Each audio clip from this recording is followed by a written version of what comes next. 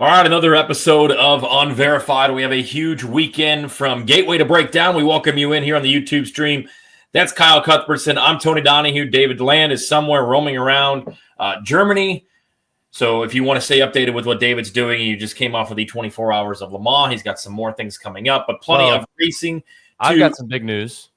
Go for it. Some big news concerning David. I mean, like I'm basically David Land now.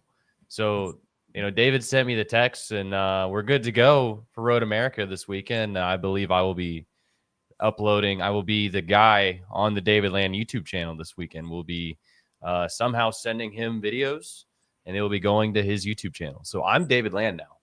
Like that's me. I am now pseudo David Land. So there will be plenty of coverage coming up from Road America this weekend, whether it's on my channel, on David Land's channels, and Kyle's channels as well. Be sure to check that out.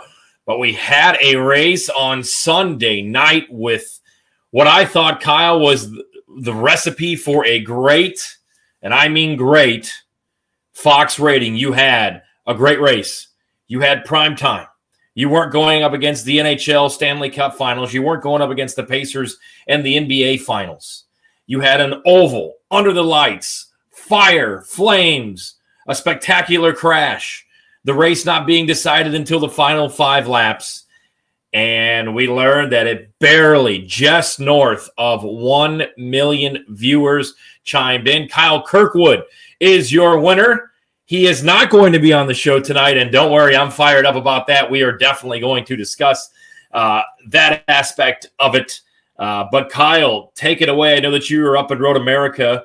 You've came home. You're going to go back to Elkhart Lake, Wisconsin, coming up this weekend. But your thoughts watching that race? I just watched the replay, have it on in the background. Kyle Kirkwood, Honda, continuing to get it done. We thought probably midpoint of the race it was going to be a Penske 1-2. Penske has a rough night with Will Power's tire blowing, the problems that Scott McLaughlin had, and then obviously that spectacular crash that we saw when Louis Foster got high off of turn 4 and then collected Joseph Newgarden upside down into the pit wall there. But your overall thoughts on what we saw IndyCar style on Sunday night from Gateway? Yeah, once again, it was refreshing. Second year in a row where we've had extra downforce, and the race at Gateway has just been incredible. I really thought in the end there that it was going to be a Callum Ilott win out of nowhere. Like it felt very reminiscent of 2019 when like Sato's leading and Carpenter's chasing, where it's like, how the hell did this become the race? And it's Rosenquist versus Callum, and we thought they could really do it. And it was Kyle Kirkwood. It's crazy how, this was a very competitive race with a lot of comers and goers. A lot of people led the race, and still we have 2 winners on the season, and Honda's still dominant. Like that was insane to see it still go the way of Kyle Kirkwood. And Alex Palou having a championship night. I kind of pointed out last week that he was going to be one to watch if he could continue momentum, and he had a terrible night.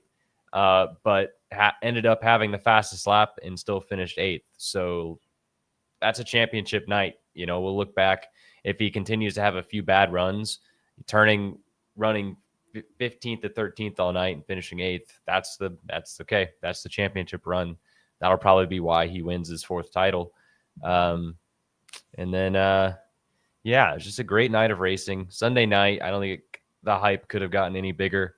But yeah, I mean, the elephant in the room is the rating. It's not a bad rating. Let's just get that out of the way. It's actually no, it is a bad rating. That is a bad rating. That is you can put lipstick on a pig all you want and discuss that they're up from USA Network last year. That had the recipe. That nothing is going to go IndyCar's way more than what we saw Sunday night with an exciting race with nothing else besides Sunday Night Baseball. A pretty big lead-in from Team USA Soccer, although I think it was like 6-0 going in. The U.S. Open had just wrapped up, and to barely sniff 1 million, not a fan. That needed to be at least 1.5, if not bigger. What was the rating on the Team USA lead-in? 2 years ago, or I'm sorry, 4 years ago when they played the same on FS1, they had 2.4 million viewers. I didn't see the rating of it for this past weekend, but that was 4 years ago, and that was on FS1. I thought barely sniffing a million. You can talk about there's supposed to be this momentum. There's supposed to be this growth. There's supposed to be this IndyCar is this up-and-coming sport, and CBS Morning News had a Sunday morning article or Sunday morning 7-minute preview of what it's like to be inside of an IndyCar, and we talk about all this momentum and coming off the 500, and say all you want, to barely get a million viewers, I thought was highly disappointing. Yeah, I mean, I can see where it's disappointing. But I do think being over a million any race, I think, I mean, it just, yeah, you're right that it does suck. I don't think it gets any better for IndyCar on a Sunday night prime time at Gateway at a great race. But I mean, it's hard to say what really went wrong. I mean, so what's kind of your thought process on what went wrong? Like why wasn't the rating bigger? Yeah, I think there's multiple aspects that go into it. One, it was a later race on a Sunday evening in the summer. You know, people are wrapping up their Father's Day weekend, probably getting ready for bed. It was probably, I mean, we didn't get back till 4 a.m. So I think maybe moving that up an hour earlier, which maybe takes away a little bit of the darkness and the race being under the lights. That went into it. There was a lot of motorsports to consume this weekend. NASCAR had a big race down in Mexico City, got 2 million people to watch. Formula One race as well, the 24-hour Le Mans. I mean, you know, if you were, but I thought being on Fox and being the only thing probably live on your local TV, if you're talking about the ABC, Fox, CBS of the worlds and NBCs of the worlds, I thought it should have been better. And we're going to get into it because Iowa, I'm going to rip apart here coming up in a couple of weeks and what they should do with that, because the attendance for Iowa is not – me saying Iowa attendance isn't looking good as of right now is an understatement. But again, I thought this was a recipe to have a great rating. And I'm just going to say this. If I'm a Fox exec, I'm disappointed on that. You move the race time. I thought the crowd was good. I thought the bleacher looked about 80% full. Obviously, they don't open up the bleachers in turn 1 and turn 2, which is a great seat at Gateway. And we're going to talk about Gateway itself in the weekend and break down the race. But,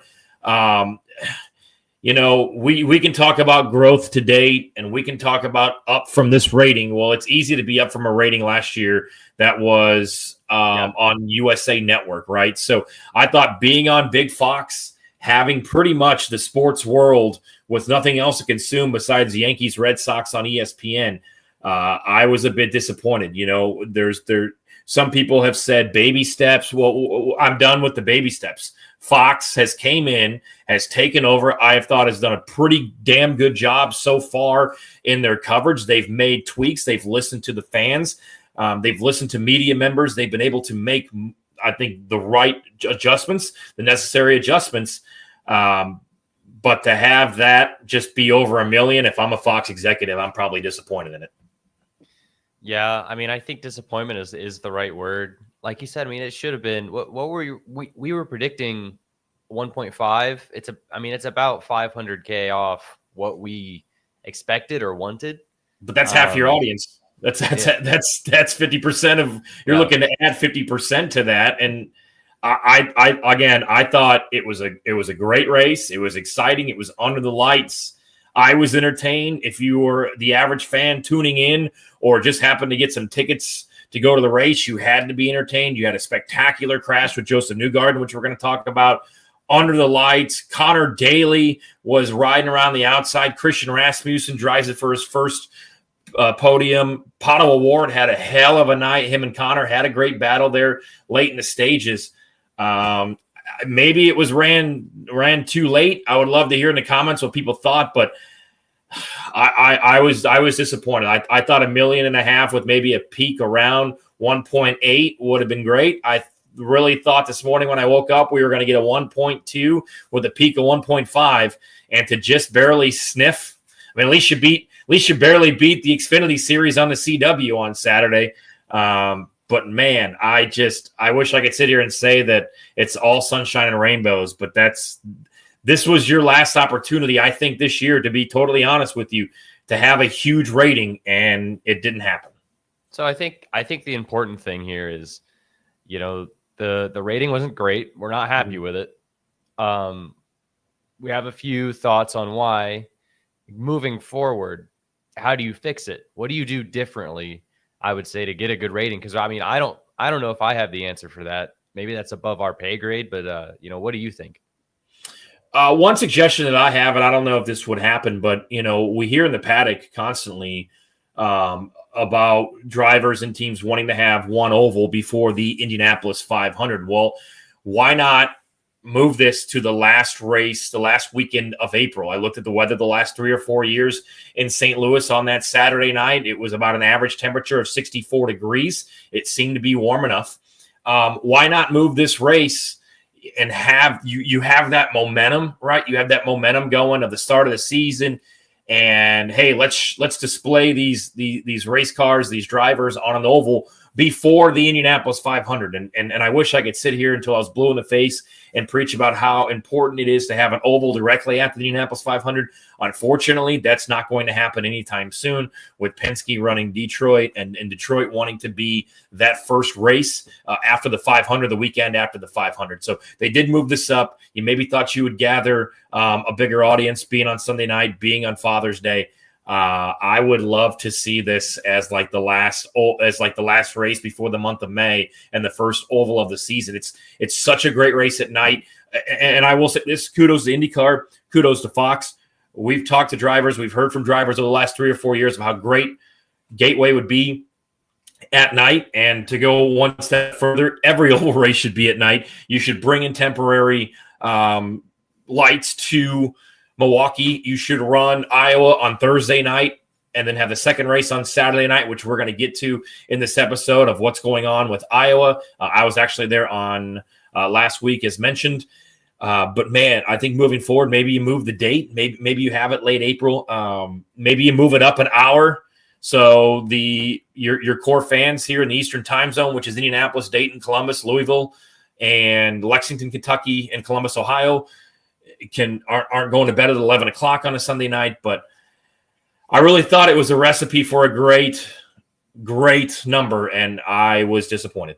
So you're saying to have an oval before the 500. Obviously we've done that before, but it was Texas. So, I kind of agree with the train of thought that maybe if you had the oval in April be in the Midwest like Gateway is, then that would help more than having a Texas. Because really, when we raced at Texas in March, I don't think it made a lick of difference at all for the schedule and for the rating or any interests. I really don't think it made a difference. But I do agree with the train of thought that an oval in the Midwest like Gateway that'll hopefully pack the stands and put on a good show would probably benefit. Before we break the race down, I'd like to say this about Worldwide Technology Raceway. I love going there. St. Louis is not the safest city. I heard multiple people that worked inside of IndyCar teams that were there that felt unsafe in the downtown area. That kind of stinks. I went down just Sunday, so didn't really have to worry about that. I thought the crowd looked good. I think it's a great race. I think it was very competitive. Under the lights, it was exciting. The fireball, that got a lot of people's attention. I was on the backstretch of that, Kyle, and I was literally probably 50 feet, hot. And I thought my eyebrows burned off. So got a cool video of that, and it seemed like it was bigger than it was the last couple of years. The second groove came in. It was very reminiscent of last year's race where we kind of went in and was like, oh, yeah, we don't know what this is going to be like. Can you move up to the second lane and gain some spots? And it was proved right off the bat that you could, with obviously Connor's move to go from 15th to 7th to start the race. There was other drivers making some moves up on the top there as well. I love going to Worldwide Technology Raceway. It is exciting. They love IndyCar. They promote the hell out of that race. John Bommarito and the sponsorship of it. They have the best snacks in the media center. Overall, going there is one of my favorite places to go to. It's so enjoyable. I love oval racing. Some of the sights you see if you walk around, stand on the backstretch like I did, stand at the pit entrance like I did. But I literally was watching that race towards the end, and I was like, man, we've had a spectacular crash. This has been exciting. This is going to come down to the wire. Like, people need to be watching this. And obviously just north of 1 million, which is 6 million short than what we saw at the Indianapolis 500 a few weeks ago. Maybe, again, it's not going to be the first race after the 500. Maybe it can be the first race before you head into the month, or the last race before you head into the month of May and the first oval of the season. I mean, it was disappointing. It's weird. It's a head scratcher, I think, for everybody, period, in sports, on how the Indy 500 can attract, what was the 7.5? Yeah. Up in that range, to then go to under 1 million the very next week. Like, I think it's a head scratcher for everybody, how you can't get a big, like, any bit of a bump to the regular season. And that comes down to lack of advertising during the 500 itself, and just a pure just lack of awareness, which is, an alarming problem, I think. But like you were saying, the race was great. It had about everything that you could want. You didn't know who was going to win until about 4 to go. And then afterwards, there's tension as well. There's tension the week after through, there's some onboards of some words that were said. People are mad at each other. There's things to look forward to going into Road America. So, yeah, I completely agree. It's just a chaotic race that we were hoping for more afterwards.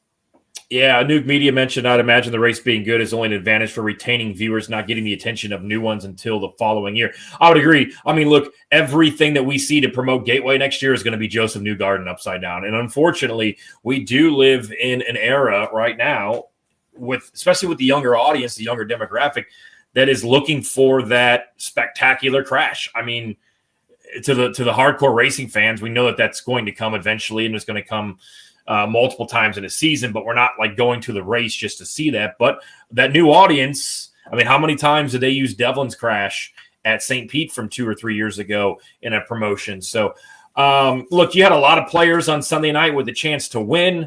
Malukas looked good for a while. McLaughlin, Newgarden, Power loses the tire. He drops out. So let's go to the Newgarden crash. And I had just tweeted, like, Newgarden's on rails, and I think it was his race to win. So I'm on the entrance of pit road, 2 feet from the first pit wall, 8 feet from the second, the middle pit wall, and then probably, 10, 15 feet from the track. And I see Foster kind of up in front of me, and then he spins down, and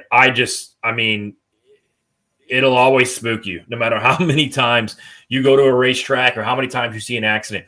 When you see, especially a T-bone collision like that, and then Joseph upside down. So I was looking straight down the pit road, and it was scary. It was a scary accident. Obviously, sometimes we bitch about the new car coming, but this car, even though it is super old, continues to do a great job.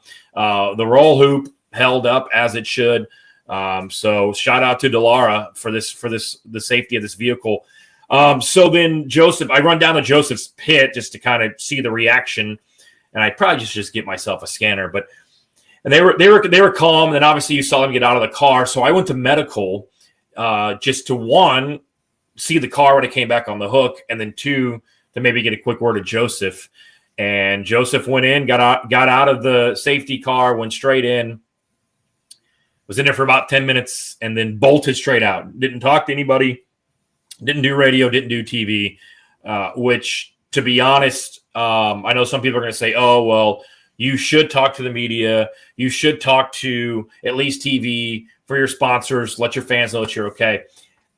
Joseph, I'll say this, and I think, Kyle, you've probably learned this as much time as we've spent with him over the last year or so. Joseph's, I don't know if introvert's the right word, but Joseph likes his me time, likes his alone time. And, he does wear his emotions on his sleeve. When Joseph walks into a room and if he's happy or if he's pissed. And that's just who Joseph Newgarden is. I've learned to know that about him. And look, if I just took that, I just watched the replay of it. And I thought to myself, if I was in that car, I think the first thing that I would be thinking about is like my wife and kids, right? So he bolted, probably went back to the trailer, changed, called his wife, called his son. Totally understand that. Louis Foster came out, talked to TV, talked to radio. I was getting ready to ask him a question, and then one of the knobs in media, and Kyle, you'll know exactly who I'm talking about. If not, I'll let you know who it is. But one of the top knobs in the media went up and asked a real stupid question to Louis Foster. And Louis Foster looked at him like he was the dumbest person in the world, which is a view that we've seen drivers give to this person many times, and walked away. So I didn't get really a chance to talk to Louis afterwards. I think he was a bit shaken up as well. And got a picture of both cars on the hook. So then we went back racing. It was an exciting race. As you mentioned, Malukas was up there, had a chance before it went south for him. Ultimately ends up being Kyle Kirkwood's day. But as you mentioned, Felix and Collins seem to maybe have rolled the dice perfectly, which can happen. An exciting race, all to just say Honda wins again, and we've only seen 2 winners so far this year. Through all the races, we've only seen 2 winners, Kyle. Yeah, we're turning into F1 2023 here, where there's just only one person winning, and then you get one extra. A few things. Number one, right when I saw the Joseph crash, I was in a restaurant in Elkhart Lake with a couple of my coworkers, and we just immediately stopped, all of us staring at the TV. First thing out of my mouth was, that's going to be on every. Once I knew he was okay, I was like, yeah, that's going to be on every ad for the next 5 years. Yeah. That's exactly what that is. And then on Joseph, you definitely can tell what he's feeling immediately when he walks in the room. But he also knows when, he knows himself, and he knows when to speak and when it's smarter for him not to speak. I think he's very well media trained, and I think it's also at the point where, he's a 2-time Indy 500 champion. If he doesn't want to talk to the media and wants to go call his wife, he has absolutely every right to do that now. Like he's a champion of the sport, Indy 500 winner. He can do whatever he wants, like plain and simple. And then lastly, talking about the safety of the car, this kind of made me think of something. I don't know if you've seen this, Tony, but I've seen something on Twitter recently about the new car. You mentioned like everyone wants the new car, but this car is safe. Do we really think that? Are we really like scared to get a new car because we think it's going to be unsafe because it's not proven? Like, is anyone actually thinking that, or is that just a bunch of yahoos on Twitter that I've been seeing? Because I don't know what I'm doing, actually reading Twitter and like looking into that, or like you putting any thought into that. But like, is that actually a thing that we're doing, Tony? Are we actually like scared to get a new car? No, I think, look, obviously Dallara is going to be making this new car, so it's going to be the same safety regulations, so to speak. I don't think the new car is going to be totally off of what we have now. I don't think it's going to be too far off, I guess I should say, of what we see now. We may see some sleekness, maybe would be the word, and in the rendering that I saw, maybe a little bit more, not like a Hot Wheels futuristic car, but maybe a little bit more futuristic kind of like Kyle and I would be walking through the paddock and be like, oh, damn, that's cool. Look at that. Like that wing's a little bit different, or that looks sexy. I think that's what we'll see in the new car. A lot of people are asking me. So Foster walked out, and so here's how it usually goes down when there's an accident and you go to medical, which I don't go to medical that often. If there's a big crash at IMS, obviously I will. Foster walks out, goes to TV, and then you go to radio, and then basically at that point the driver is free to go, and other media that I guess I would, and I hate to put us in there because I feel like we're way better than this, and it's going to probably lead to my point on Kyle Kirkwood not coming on the show tonight. But then you have like the rest, and it's the grinders, it's the people that are there because they love racing and maybe aren't getting paid, or maybe aren't associated with a racer or a Forbes or an AP or whatever. And if a driver wants to talk to them, great. If not, I understand. So this person who is in the media and has been in the media for a very long time walks up and says, well, did you just lose it there in the marbles? And Louis was like, no, that's not what happened at all, and just walked away. And I was like, oh, okay, well, there that goes. And, it's just par for the course when it comes to said media person. I want to blast him real bad, but I'm just not going to.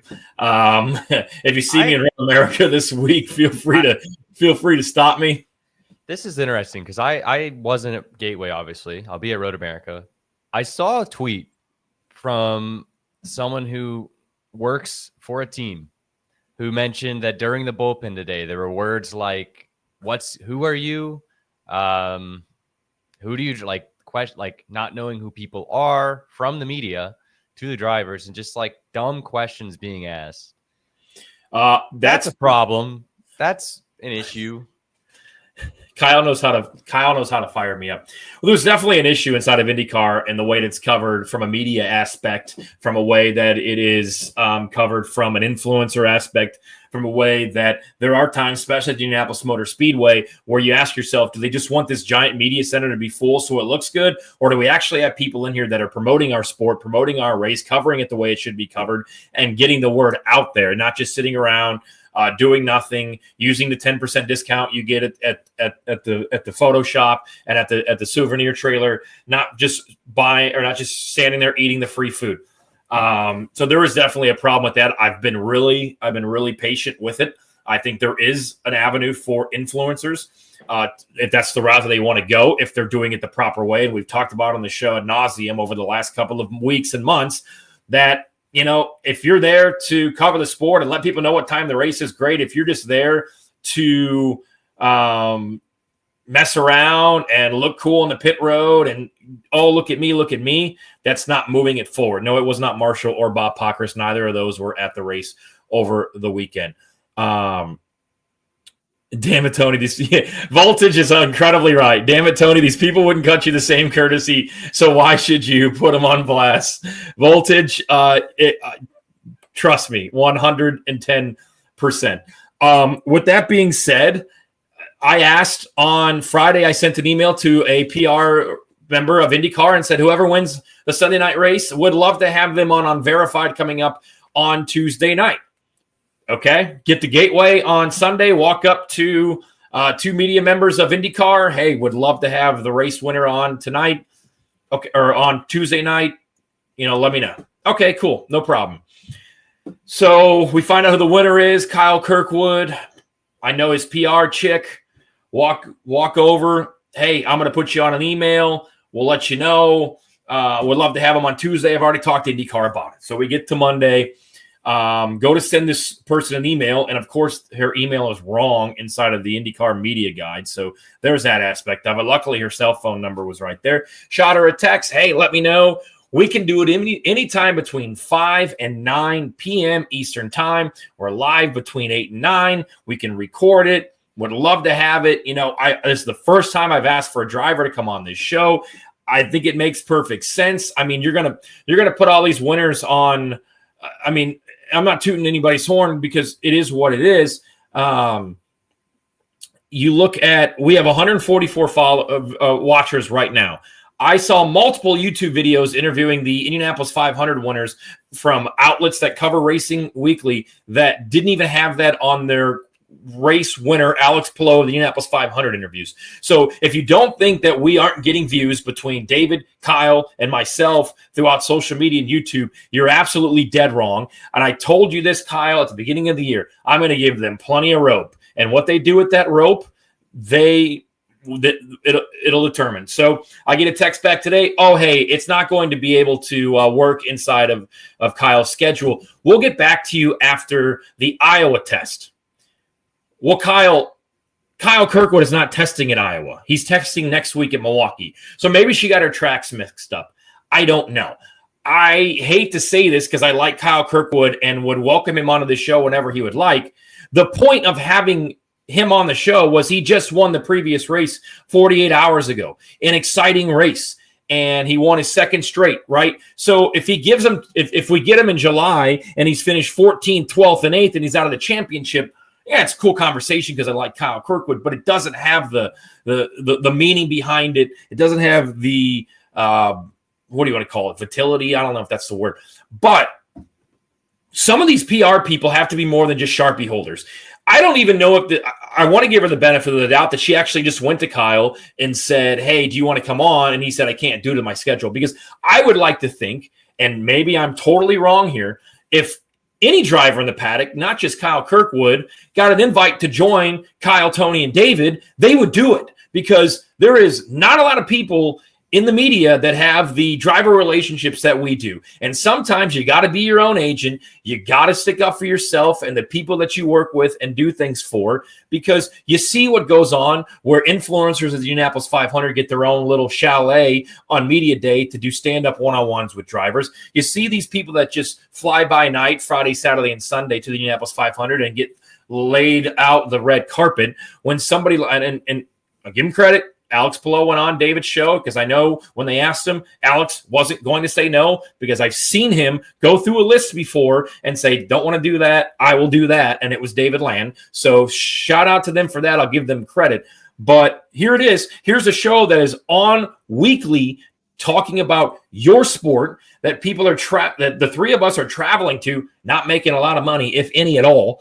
And we can't even get the winner on 48 hours after the race. And part of me, and what I really believe, is said person did not even go to said driver and say, hey, would you like to do this? In both circumstances, this one's a little bit tough because I mentioned last week, would love to have the winner on, and I did everything in my power. I went through IndyCar, hoping that they would have some leverage and back me on it. Went to Andretti, and I can be a real dick, and in the future, I can make it hard on a lot of people because, especially at Andretti, I know some pretty higher-ups at that race team.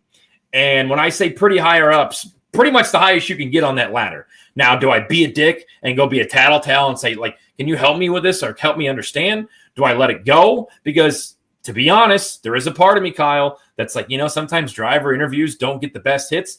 But I think our loyal listeners that have been here the last couple of weeks deserve to hear from the winner in a laid-back, fun atmosphere where we're going to talk racing. We're going to talk about – I'm not going to ask you, what your favorite superhero character is. I'm not going to ask you if you had a magic genie, what your 3 wishes would be. So I don't know. It's frustrating. I try to help out as many people in the media as I can. And I try to play fair. I try to play nice, Kyle. I think you've seen that. I can bite my tongue. But if we're not relevant enough for you, well, then just motivate my ass even more to make sure you can't say no. Because David got to 100,000 followers in the month of May and busted ass every day. I had 5 million views on social media. You were doing great. You gained a bunch of followers. If we're not relevant enough for you, IndyCar, then maybe I'll just stop showing up. There's a lot to unpack there, Tony. Hell yeah. Someone had to say it, Yeah. And like I said, I've given them opportunities. There have been opportunities. And unfortunately, in the month of May, when I asked for a few different drivers to have a quick 5 to 10 minute one-on-one, I mean, I do interviews after the race, right? Because I know that the driver will talk to me. And the driver also knows I'm not going to keep him more than a minute or two. I'm going to get my answers out cleanly. I'm not going to spit, fumble, fart around, getting to the point of a question. I'm going to get it directly. People know that these drivers know that I'm going to get straight to the point and it's going to get views. I've given them opportunities. And shout out to Prema for getting me a one-on-one with Colin Minelot in the month of May. That wasn't all that hard. Hey, come on over. Do I have a Puma hat? No, but my dad did. Here's what I'm going to do. My dad gave me a hat. He thought this was Puma to give to David, but it's Penguin. So David can have the Puma hat. I'm going to have the Penguin hat. How about that? Does that work? I got when I get salty, it's the Penguin hat. Maybe it should calm me down.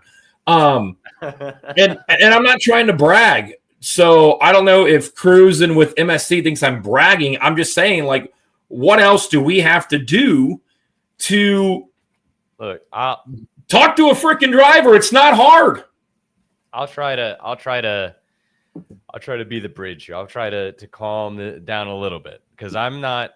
So Tony and David, when they get heated, the Puma hat and the Penguin hat, I'm usually somewhere in the middle. Like, I'll get heated, but I'm not usually the one to, out it in public. But I do agree with a lot of the sentiments that David and Tony speak. A lot of it affects me. But like it's just so disappointing, man. Because like there just comes a point where like something has to be said.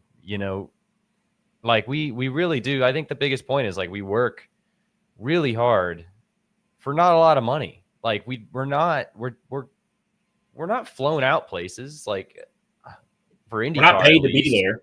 We're not paid to be there by some big sponsor, big corporation all the time. Like we do this out of our own pocket because we love it.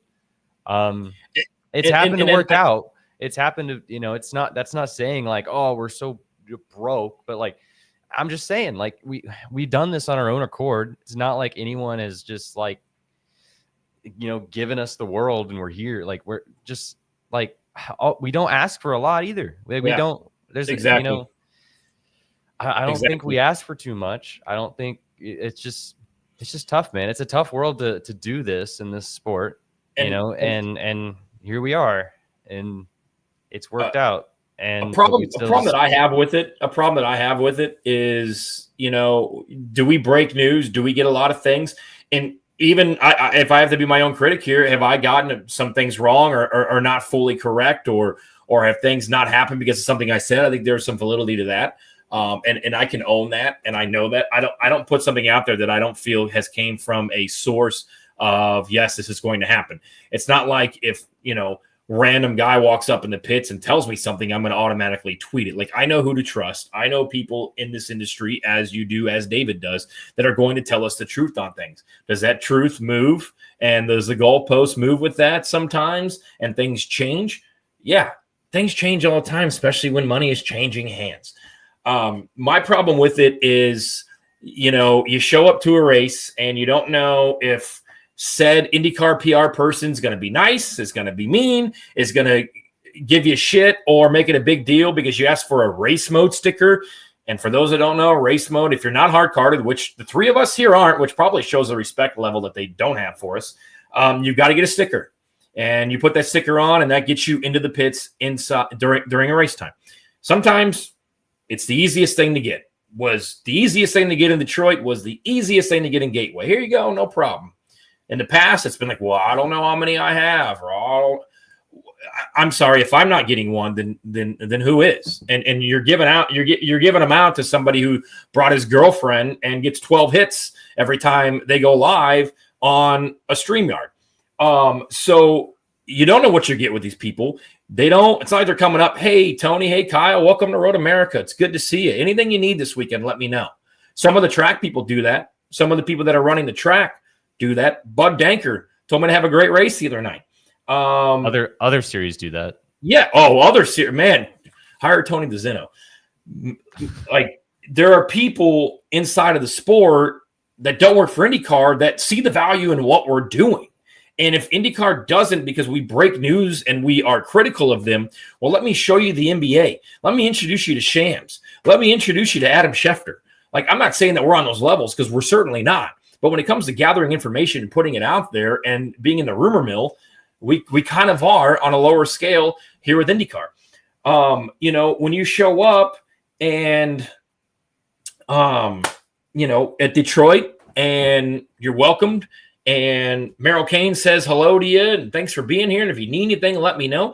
Like you said, we don't ask for much. We ask for a few interviews what does that do? Oh, that's right. It promotes your sport. It promotes your sport on a different avenue. It promotes your sport on a Tuesday night, which not a lot of people are doing right now. And not a lot of people are getting the views that we do. And you may think that I'm this cocky, arrogant douche because I'm talking about the numbers that we get. But in the bottom line is that's what matters. That's what makes you have validity. That's what makes you have credibility. And we do that. And I just sometimes, we talk about, shooting yourself in the foot, which IndyCar does a lot. I'm just trying to figure out, like, if you need to sit me down and talk to me and tell me what you don't like about what I do, please do that. I'm pretty open-minded. I'm pretty approachable. I think once you get to know me, most people like me. But damn, like, what are we doing here? Like, yeah, what are we doing wrong? If Kyle Kirkwood didn't have 30 minutes tonight because, hey, he's with his family. He flew to Florida. He's out fishing. Okay, we're certainly willing to work in a schedule, right? Hey, can you dial us up Thursday? And then we can just pop it on a YouTube, like that type of thing. But unfortunately, and you got to play the game right, because I do, David does, you do. We have great relationships with people like Doug Bowles, and it's like, do we go to them and say, like, here, like, what do we have to do? And then it kind of, do you feel like you're just kind of whining, which probably sounds like I'm doing right now. But man, we obviously have an audience that likes to be here on Tuesday nights, that takes an hour out of their week. It's probably a lot of the same people that are taking 2 to 3 hours out of their weekend to watch practice, watch qualifying, watch the race. If you look at us like, hey, we already have your audience, so we don't really need to do that, then that's fine. And that's where we stand. And I don't need to spend money to show up at your races anymore. Yeah, for sure. Well, let's move on. I know, just so this doesn't, we don't want to make the entire show about this.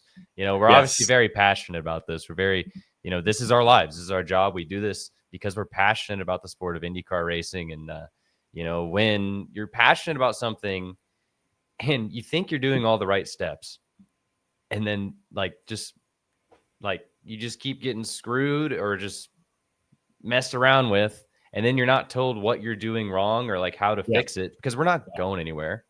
Like, you're not going to, like, it's been how many years, and then you're not told. Nobody will come straight to your face and say, hey, like, can you stop this? Can you not do this again? Like, because the appreciation has to be felt, right? There comes a point where like, what are we doing wrong? We've done everything. There's success. You can see it. It's measurable. Like, just tell us what we're doing wrong if you don't like it. But yeah, I just want to, let's just wrap this up, because this is going to keep going real quick to your point. Look, I've been credentialed for 16 straight Indianapolis 500s. Just, we're not going anywhere, and we're going to outlive half of the employees that are working right there anyway in this sport. So I do want to give a shout out, Christian Rasmussen. How about a podium finish? I had kind of mentioned on Twitter that the car's been pretty good. He was obviously good at Indy. And, when we talked about last week, drivers that we thought were going to be able to make those high line moves, obviously Santino Ferrucci came to mind. And I asked him after the race, he's like, dude, I was going upstairs. I was using those dirt track moves. And Rasmussen comes home with a top 3. Cruising with MSC, still bragging. Yep, and you're still typing to us, so we love that you are here. Anybody else really stand out for you besides Christian Rasmussen, Pato Award, the moves that Connor Daly made, and then ultimately Kyle Kirkwood winning the race?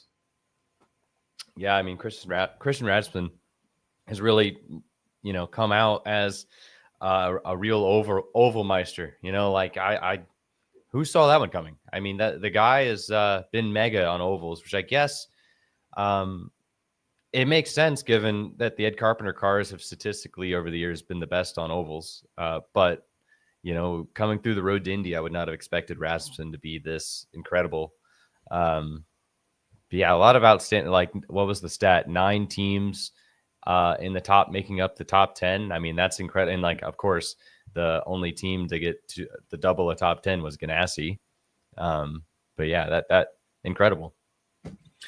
Yeah, it was very, it showed the competitiveness of IndyCar from top to bottom, because you had drivers like Joseph Newgarden be knocked out totally not to their fault. You had some pit road drama.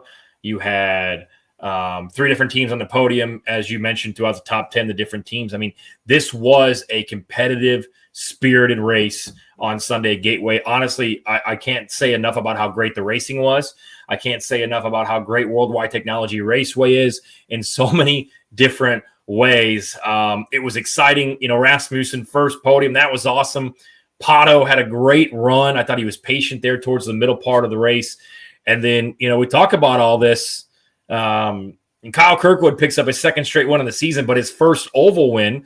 And what do I preach? You got to have an oval win. You got to get that oval win. And the guys that we have talked about that are winning IndyCar races that don't have oval wins, well, now they all do. Alex Palou, Colton Herta last year at Nashville, Scott McLaughlin last year at Milwaukee, and now Kyle Kirkwood all have oval wins. So, yes, there's only been 2 race winners on the season. I think that changes coming up this weekend at Road America. But man, it was a competitive race, and I just wish that rating was a little bit better. Yeah, I think someone called me out for changing my stance on the rating. I still think, I mean, if it was under 1,800,000, 700, that would be like sky is falling. I think being over 1 million though, like I think I've said on the show before a couple episodes ago that every race should be over 1 million. So when I see over 1 million, I'm like, okay, sky is not falling. It's just like given the circumstances, what it should have been. Okay, yeah, we're disappointed. But to me, when I look at the races and it's over 1 million, that's kind of my benchmark. If it's under 1 million, I'm like, you should be embarrassed. Because I think IndyCar racing at this point should be popular enough to where it should be over 1 million every race. That should be a benchmark. That should be like, that's like Michael Jordan shooting free throws, like you should just expect that to be made. You should expect IndyCar racing to just be over 1 million. If it's not, you should be very disappointed. You should have the alarms going, and you should probably be actively trying to do something different with your product at that point, because it should be over 1 million every race. Easy. To the chat, I actually shot Rasmussen a text. Haven't heard back. I know he was playing pickleball earlier, but you know what? Let's just go ahead and send him the link, and if he wants to dial in, he'll dial in. Just sent it over to him. So who knows? I guess you never know. David's still in Germany for those that have mentioned. All right, we did have a NASCAR race down in Mexico City, won by SVG. It was really cool to see Daniel Suarez pick up the Xfinity win on Saturday. But Kyle, I don't know about you or how much you watched of that. Some people had it up in the media center, and I saw the crowd. I saw what was going on, and I just thought to myself, could you imagine if Pato O'Ward, the most popular driver by far in IndyCar, was in Mexico? Maybe they're not taking him there because they would need to hire 150 security guards.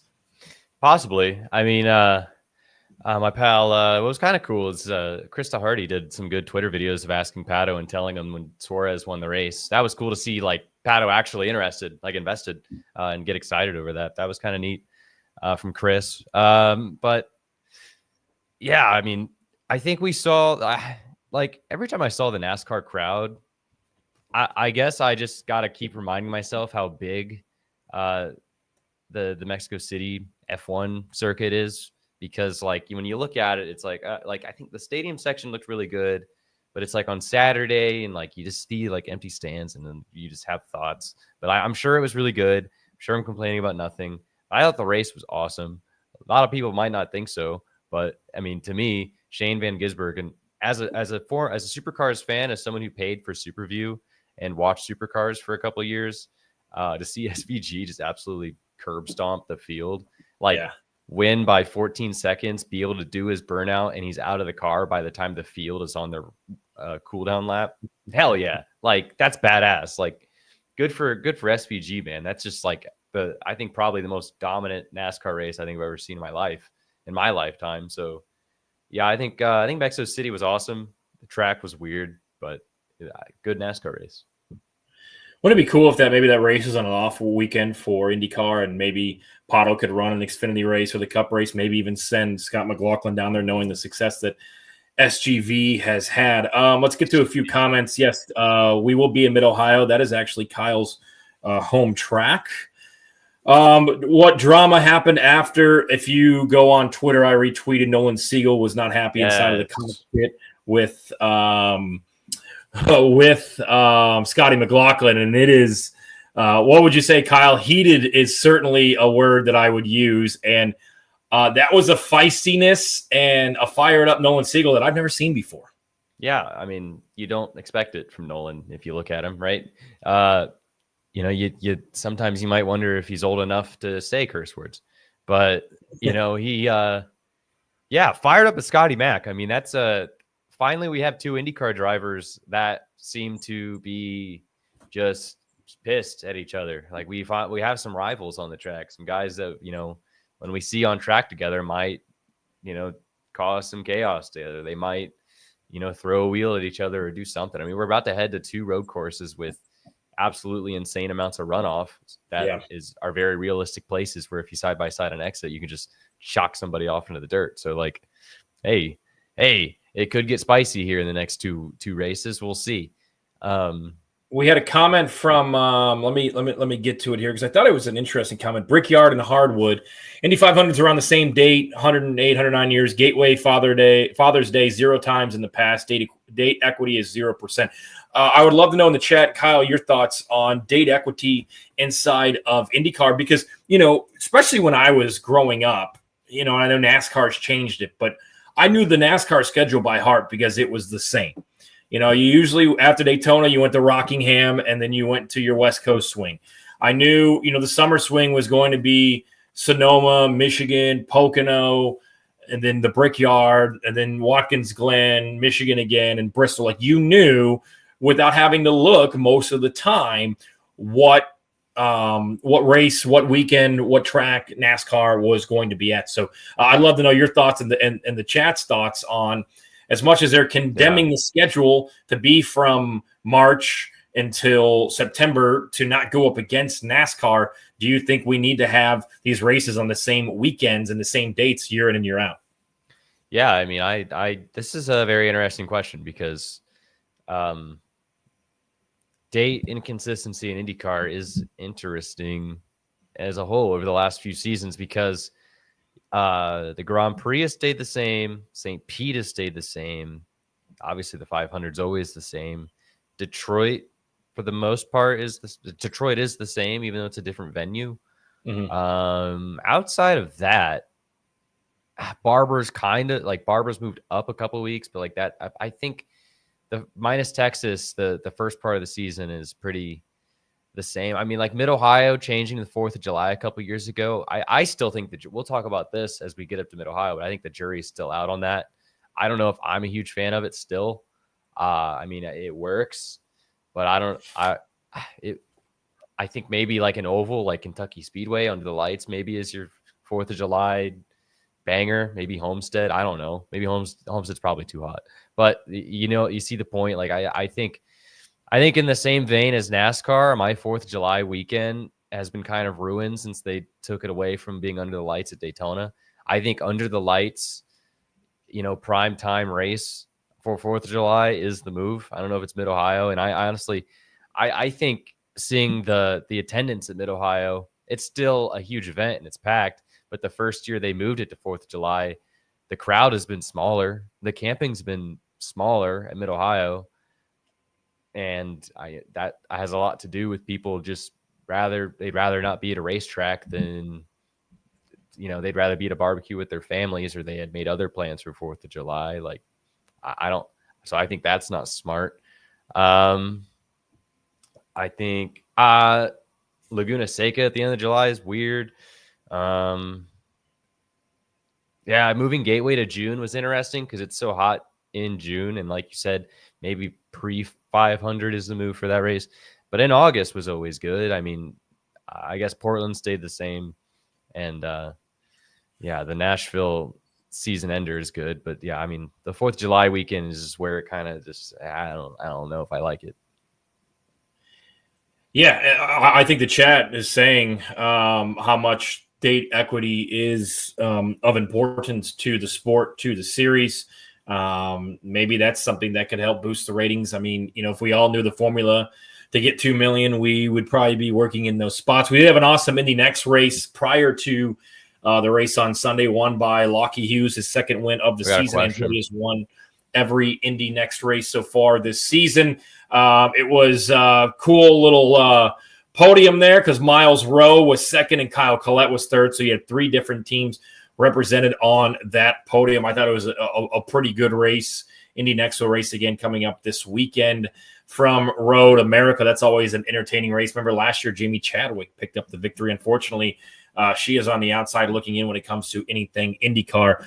All right, should we do a little bit of Dude Bro sources here, Kyle? What do you think? Oh yeah, you were at Gateway. You got any Dude Bro sources? You got this? Got a few. So I think there's been rumored on other shows, and we love Trackside, and Marshall does an incredible job, as we know.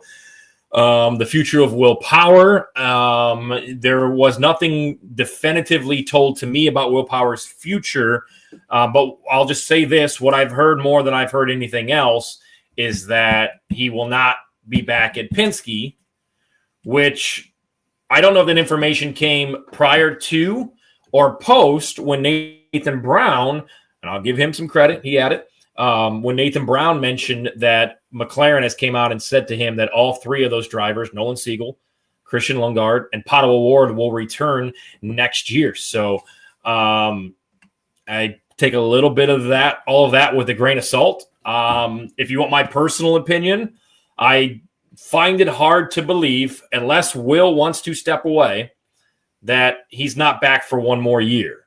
Now, obviously, the rumor with Will Power not being back would bring the rumor of David Malukas moving up to the 12 car at Team Penske. And then maybe the 4 car opens up. Would that be a Miles Rowe? Would that be somebody else? Because look, drivers like Dennis Hogger are going to have to go somewhere next year. Unfortunately, Louis Foster, who is last year's champion, is only under a 1-year deal. So unless you got Daly downforted, which a lot of us did, and I was like, what the hell? I know we talked about that on last week's show. We're going to wait to see, but Will Power is certainly the first domino to fall in that. I talked to some people that would be very knowledgeable of the situation. I think we'll see Rinus VeeKay obviously on the move at season's end. Where that will be, I was told that 3 or 4 teams have called and shown interest in Rinus. I do not have confirmation of who those 3 or 4 teams are. McLaren could possibly run a 4th car outside of the leader circle. I think that would mean that it had to beat one of the Premas each week. Who knows what that looks like? Maybe we'll see some new news over the next couple of weeks about what next year's charter system looks like and being locked into a race, that type of thing. But there is a lot of speculation for Rinus VeeKay. Remember Chip Ganassi last year, or 3 years ago, it came down to Alex Palou or Rinus VeeKay getting that 10 seat, and Ed would not let Rinus go. And obviously Alex Palou landed in that car, and the rest is history, so to speak. Another big rumor that's been going around is Marcus Ericsson. I had a good talk with Marcus prior to the race. He told me he understands that those rumors start flying when the results aren't where you want them to be. But he made note that he is still under contract with Andretti Global through next season and will be back in that 28 car next season, which Marcus is heading to one of his best tracks this weekend at Road America. He's finished top 10 in the last 6 straight races there. I think we're waiting for the Andretti Ericsson click race. We saw it in Detroit last year. We thought we saw it this year at the Indianapolis 500, which I talked to multiple people. I know there was a report that somebody had on Grid Rival, which is IndyCar's partner, that does not take 24 hours to cash your winnings out, by the way. So I don't know if anybody else has had that problem. That said that, it was a huge advantage, like a 0.2 of a mile an hour advantage in what Ericsson and Kirkwood did.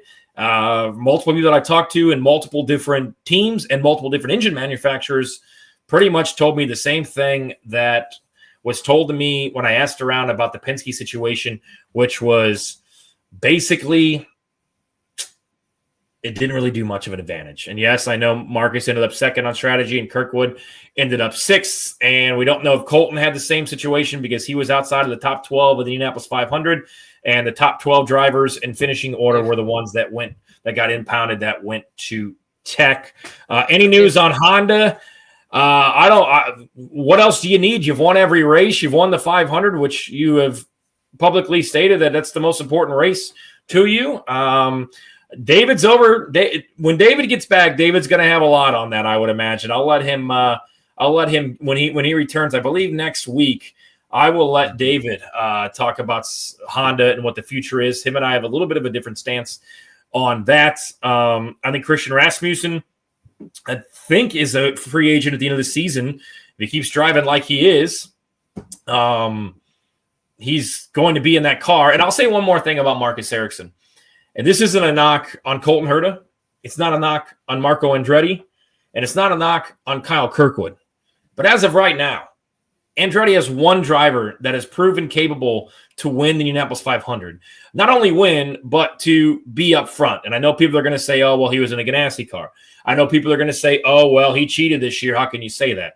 But Kirkwood hasn't really been close at Indy. 6th this year. And he's been fast. He's had great race cars. It just hasn't gone his way. Colton has not been good at the Indianapolis Motor Speedway when it comes to the 500 whatsoever. And Marco's just out to lunch, and I think he may run his last 500. A lot of people are asking about Santino Ferrucci. They locked him up for 2 years, so he is going to be with Foyt through next season. And, man, Kyle, the 4 and the 14 are just knocking on the door of an oval win. Yeah, they're getting there. It was amazing to see Malukas lead that many laps. It was unfortunate that he didn't bring it home. I actually just put Malukas on my Grid Rival fantasy team, which I'm leading, by the way. I'm leading the Unverified league. I just put Malukas on my fantasy team because he's just doing that damn well. I was actually in a state, Illinois, that you could actually play money games on Grid Rival, and I've had a free $100 sitting in my account since St. Pete, which I had gotten 4 notifications over the weekend that they were expiring on Sunday. So luckily I was in Illinois where I could put that said $100 sprinkled around and all they had was over under finishing positions. They didn't have, like they do in NASCAR, they didn't have the straight up matchups like driver A versus driver B. It was simply, so I had Santino higher than 12th. I had Pato higher than 4th. Power lower than 3rd, and Colton lower than 6th. So that was my nice big hit. But yeah, Stymie, you're right. We talked about this when they partnered with it.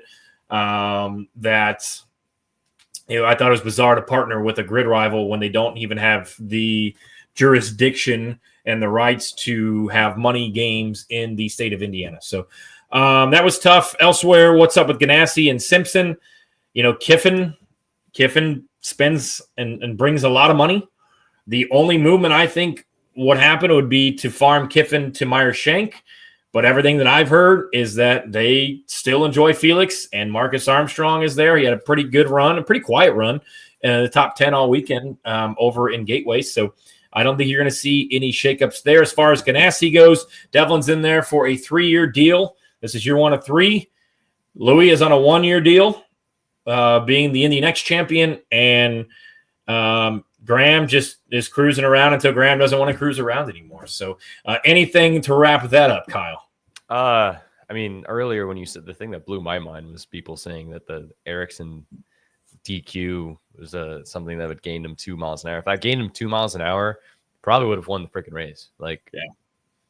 I think some people lack common sense to sit there and think and what they're thinking. What? Do you know how that works? Yeah, there's there was no way. I thought Colin Milot had a good run over the weekend. There had been some rumors that we had talked about here. I thought that he and Robert Schwartzman finished 10th in his second career oval race, a very technical oval race. I thought Prema had a really good weekend. That's certainly worth mentioning. Again, we talked about Connor, but yeah, I think I said this at the beginning of the year, or maybe right before we got to Indy.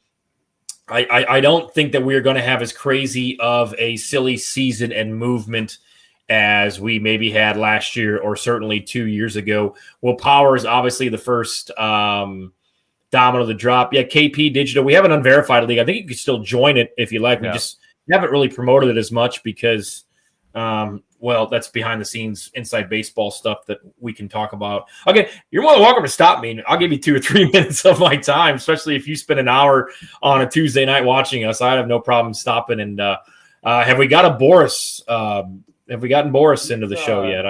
He's sleeping right now. I think he's a little sleepy. Sleepy guy today. Yeah, I don't blame him. Our guy Danny Bridges, Uncle Danny, and I drove all the way back from Gateway. Got home about 4 a.m. We were wired on Mountain Dews and Oreos. Like I said, there was Uncle Danny. I rated the snack selection there. There was no doubt at Worldwide Technology Raceway. Was kind of kind of I was out of it yesterday. I was very, very sleepy. All right, let's break down a little bit of Road America coming up this weekend from Elkhart Lake, Wisconsin. Kyle, you and I will be there. If anybody's there wants to meet up, we can certainly do that. What are you looking for this weekend? And is the storyline going up? Can anybody knock off Honda? It just, man, I hate to break it to you. I think it just feels like a Polo weekend, man. Like, and maybe I'm trying to do a little reverse psychology here, because like the way in my head, like I'm excited for the weekend. My buddy Riley, who you guys might meet this weekend, Tony will certainly meet him. He'll be shooting with me. He's kind of like my Kyle to, like I said, I'm David Land. So he'll be shooting with us this weekend. He's a really talented photographer. So like it's gonna be a good weekend. You know, me and Riley hanging out in the Kart Chaser RV. Road America actually hooked this up with a spot next to the go-kart track, our own little secluded area, and they're so I should just bring my tent. Yeah. They gave us the track, gave us our little area. So like, you know, perks of the job of Kart Chaser, I guess. It was pretty cool. So like I'm excited for the weekend. But like when I'm thinking about the race itself, maybe I'm just, again, reverse psychology, but it feels like a Pelot win. It feels very what year, 2022 or 21, when Pelot just kind of dominated. That's what it feels like. It feels like it's that type of year. But you know, I wouldn't be shocked if I'm wrong and it's Will Power or Pato O'Ward. I think those two are probably the sleepers. Because Power did it last year, obviously. And I think of the two Chevys, it's going to be Pato or Power. I think those two are the ones knocking on the door. Sure, you can say Lundgaard. Lundgaard is due, but I think Lundgaard will get it done, not at Road America. I think, and plus, like, he is just one of those drivers that's going to knock on the door for a while. And it's going to take some luck, I think, to actually get him over that hump and into victory lane. But, yeah, I mean, if I'm wrong, I think it's Power and Pato. I'm going to put the unverified link here into the chat via my phone here. So this should go through. You can still join the league. So for those looking to join the league, it is right there. I don't know if searching unverified did it, but I'm with you, man. I think Pato O'Ward's going to have a really good weekend. It's funny. Somebody who works at IndyCar, we were standing there talking, and this is his name's Steve. He's a great guy. He works for Chevy now, and we were standing in the pits, and I said, "Man, top 6 all Chevy, huh?" And then I saw him after the race, and he goes, "Yeah, you jinxed that, huh?" And I said, "All right, I'm going to guarantee you a Chevy win next week up in Road America, and I think it's going to be Pato O'Ward. I think Scotty McLaughlin is going to have a say in that. I think Joseph Newgarden is going to get that PPG sex machine back up towards the front as well. He's motivated. But again, all that being said, you still have to go through Kirkwood and Alex Palou, who are ironically enough, crazy enough, not the top 2 in the championship. Kirkwood is second. Pato O'Ward just shows you the consistency that Pato O'Ward has been having this season. He is currently second in the championship. But I think this kind of kicks it off. Like, if you're going to chase down Palou, he's going to have one more bad result, while the likes of Kirkwood, Lundgaard, and Pato O'Ward are going to have really good weekends. But I do like the Pato pick. I'm going to say it's Chevy. Give me Chevy. Maybe there's a long fuel mileage run, which obviously usually favors Honda. But let me make sure that went through on the link. But yeah, I think we're gonna see a Chevy this week. And all that to be said, my predictions have been absolute crap. And we will go from there. Okay, that didn't look like it might have been okay this year. I'm not gonna. I think I picked the winner 3 or 4 times. So unfortunately, sorry guys, I picked below. But you know, this is a track that Andretti, I think, has struggled at. Like, you're never gonna have. Like, they've never had race winning cars here. I mean, I don't think it'll be any of them. You know, I like this. Keep an eye on Fro. I think Rosenquist, obviously, his only win in IndyCar was at Road America. So anytime, you know, you go to a track where a driver got their first and only win, and it's been a few years, you tend to circle that. I remember as a kid, you know, I was 7 when Dale Jr. won at 08 in Michigan, and then obviously he went on the dry streak. So every year when they went to Michigan as a kid, I would just say, yeah, this is Dale Jr. I like thought that was like Dale Jr.'s best track. So like, you know, same message, you know, Felix Rosenquist has won at Road America before, and it's been 5 years. So hopefully he can get it done. And they've been knocking on the door. You know who's had a very underrated season so far, Tony? Shout out to Marcus Armstrong. Yeah, he's in the top 10 in the points. And like on paper, like just looking at it as a whole of just memorable moments of Marcus Armstrong this season, there's not much. Like there's not much that really stands out in your head of like what he's done. But obviously it's been going well when you're 10th in the standings. So the the link will not, we'll send on here. So I'm going to send it out on Twitter at Tony DND. If you don't have Twitter, if you have a Facebook or a Instagram page, please feel free to DM me. Well, I have the Tony D's barbecue truck at Mid Ohio. That's where we should do it. If we're going to do it, is a Tony D barbecue truck? Oh yeah, it's been there the last couple of years. I always get my picture next to it. That's pretty funny. Like, because obviously you said that's my home track. I grew up 20 minutes from Mid Ohio Sports Car Course, and so my family owns a barbecue truck. Like actually, I in that area, Cub Country Barbecue. I believe so there was a viewer, a part of the 419. So, you know, go on Facebook, look up Cub Country Barbecue, and you can say hello to my parents and buy some barbecue. We'll put the Unverified Grid link or Grid Rival app link. We'll put it here somewhere. I'll have Kyle do that. I'll send it over to him. But yeah, hey, people have asked, are we going to do a meetup at Mid Ohio? Maybe we do it at the Tony D Barbecue Hog Wild Barbecue Joint. I mean, that would be iconic. You won't be able. You won't miss that. So it should be a great weekend coming up from Road America. There was one other comment that I wanted to bring up. I do like Alexander Rossi this weekend as a dark horse. Obviously has won there, has ran well there.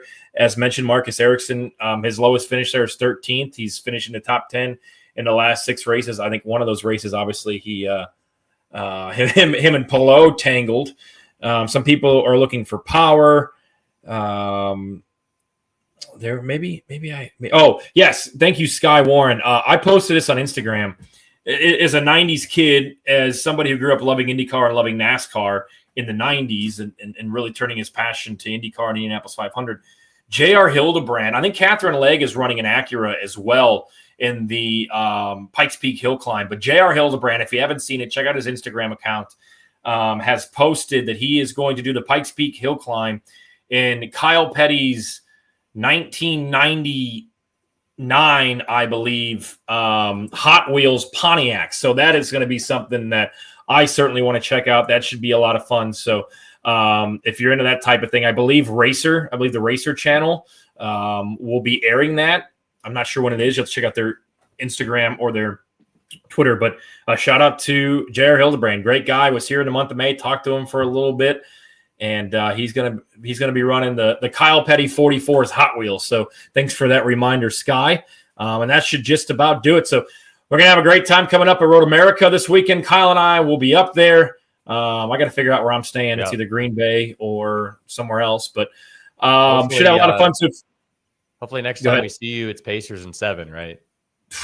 Well, Sunday night would be Game 7. That would be absolutely insane. Gets us home in time for the parade, you know. So Pacers in 7, baby. That parade would probably be what, Tuesday or Wednesday. Yeah. So the city would be able to handle it. Maybe it'd be better if it didn't happen. If the Pacers win and the parade is next Tuesday, let me double check. I think there's an IndyCar test in Milwaukee next week, so there wouldn't be any drivers or too many drivers there. So we can go. We'll go live from the freaking streets. But if there is a parade and it is Tuesday, we might have to move it a day, right, guys? We might, just that. Yeah, I will not be sober. Warning. I will probably be in jail because I'll be on a light. Me and my roommate will be on a light pole somewhere in downtown, with a WWE belt. I'm gonna jump into the pond on the circle. Are we all gonna nosedive into the canal and get some sort of disease? Is that what we're doing? Yes, you would definitely get a disease. That's why I'm gonna nosedive into. I'm gonna nosedive into the little pond in the circle. Do we have a pick for next this weekend? Yeah, I mean, look, Dennis Hogger's has been so good on the road and street courses. This is a fast track. This and Barber and somewhat the IMS road course are very European type sweeping turns, braking zones.